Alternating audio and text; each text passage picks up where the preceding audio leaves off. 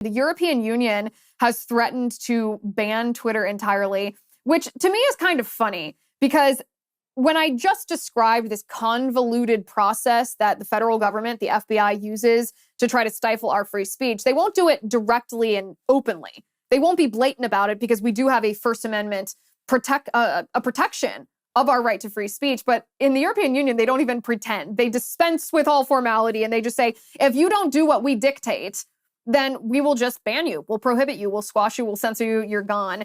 They had some terms that they set forth to Elon Musk. They told him, if you want Twitter to be allowed in the European Union, this is what you have to do. You have to, quote, pursue disinformation aggressively, which is, of course, a euphemism, right? Pursue disinformation means censor any viewpoint that the radical left doesn't want people to hear.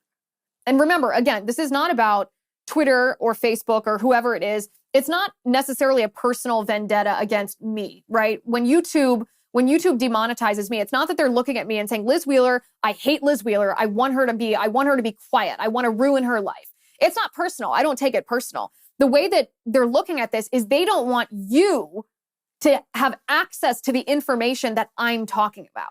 So it's less that big tech is facing me and trying to censor me, and more that big tech is facing you and trying to use their body, their infrastructure to block you from being able to see me. If that analogy makes sense here. So when the EU says that Twitter needs to pursue disinformation aggressively, what they mean is censor information that the left doesn't want you to hear. The second term that the EU put forth to Elon Musk is they require a non-arbitrary policy regarding reinstating accounts that have been banned. So in other words, they're really mad that Elon Musk reinstated Donald Trump and others, maybe Project Veritas and a lot of the others, James Lindsay and some of the other high-profile people who were unfairly banned and suspended on Twitter, a non-arbitrary policy. Like, who are you? You European politicians, who are you to make these demands of a private industry? Get out of here. Get out of here. And then this is the most audacious of all. The EU demands that Twitter accept an extensive audit if they want to operate in the EU. What does that even mean? An extensive audit? Are we talking about finances? Are we talking about the way that the company is structured? Or are you talking about Elon Musk, his personal life and his other businesses? That is what I suspect they mean. But these demands are so outrageous. Elon Musk, I mean, he may be a little more diplomatic in his negotiation than I am, because I just want to say, like, hit the road, take a walk, get out of here. I wouldn't even dignify this with a response. Elon Musk does the diplomatic thing like he did with Tim Cook, and he actually goes to Apple headquarters and talks this out instead of just torching Apple. Maybe he'll do that with the EU and smooth things over. I don't know what he'll do, but he should not. I mean, there's not even a question of caving to any of these demands of the European Union. But this just shows, right?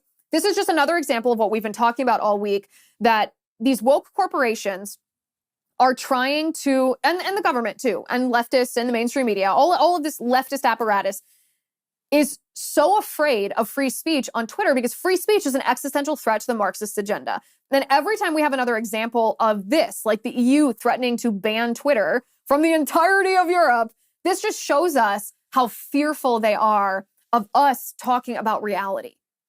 It shouldn't be that big of a threat. It shouldn't be a matter of, if people hear this, then they won't agree with us. If you are confident in your political beliefs, if you can look someone in the eye and make a good faith argument in favor of why that person should support your political policy, your ideology, that's what we should be doing. But if you are not confident in being able to make the case to people, then your ideology has a problem. And this is what the left does. They refuse to make a case to us, to people.